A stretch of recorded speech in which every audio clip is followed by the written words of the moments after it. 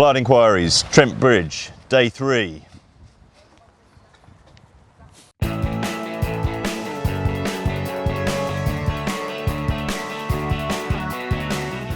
First question today from Paul Muchmore. Hi, Paul. Forget the other 3. Is Joe Root now the Fab One? Let's see what he's done there. We should explain why we had our shoes off. Please do. Shoes off if you love Joe Root. That was the chant that was going around during the evening, I think when Root got to 150. I'm not sure why. No. Brian Clough would put it, he might not be the best batter in the world, but he's in the top 1.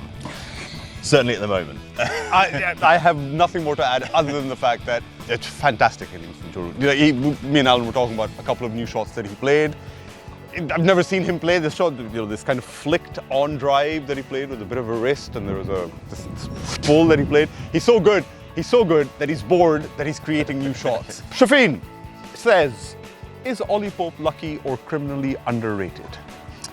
He's not underrated, I don't think. I feel like the wind might be picking up here. Hey! Way! Is Ollie Pope lucky or criminally underrated? I don't think he's underrated at all. Yeah, right? I think quite a lot of people rate him quite highly. Very highly. He just hasn't really backed that up. So today, that was some evidence of why he should be rated. I think the question could have been, sorry, I know you sent in the question, but I reckon the question could have been, is he criminally overrated? Because you look at a man with 25 test matches, average under 30, yes. So you can ask that question then, is he actually overrated? So I think he's a really good player. You see him bat like this, and I think he's really good. He's obviously energetic, he has shots, he has a few quirks, and I think he has little moments where he kind of has a fade, has a bit of a brain fade, and he'll dabble at something. Little fidgets and flirts. But batters like getting bat on ball because that's kind of what they do for a living. Nitin asked, is Folks the difference between a collapse and an all is well with England? Yes, probably because we're in binary territory as well. But that is the state that we all exist in.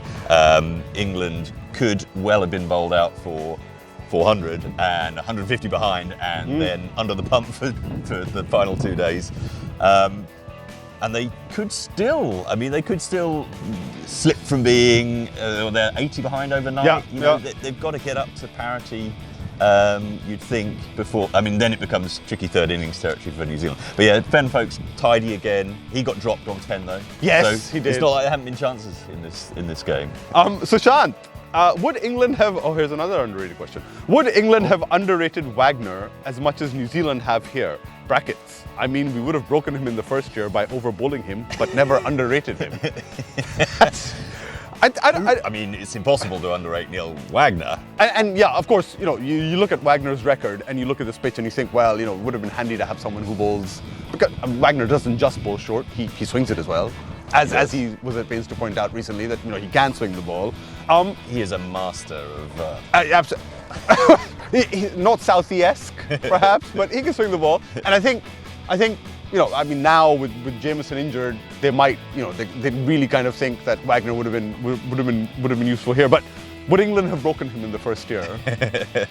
I don't think you could break Neil Wagner. Neil Wagner would break you. That's what would happen if England tried that.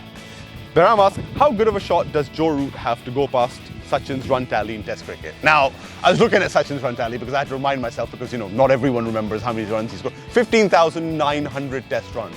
Joe Root's just gone past 10,000 in the last Test match. He is 31. He has already played a lot of Test matches. He probably has a lot of Test matches left to play, I would imagine. Yeah. But geez, 6,000 runs is a lot of runs to still score. Sachin played 200? Yes. And Root's I think 119? 119, that's right. So if Root played 200 Test matches, I think he would get there.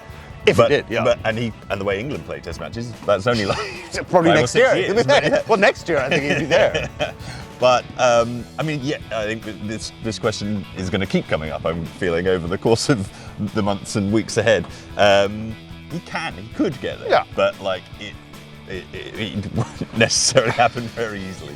It's asking a lot, and that's like 6,000 runs is still a lot of runs to still score in your career. That's a pretty good career. When you've played 120 Test matches nearly.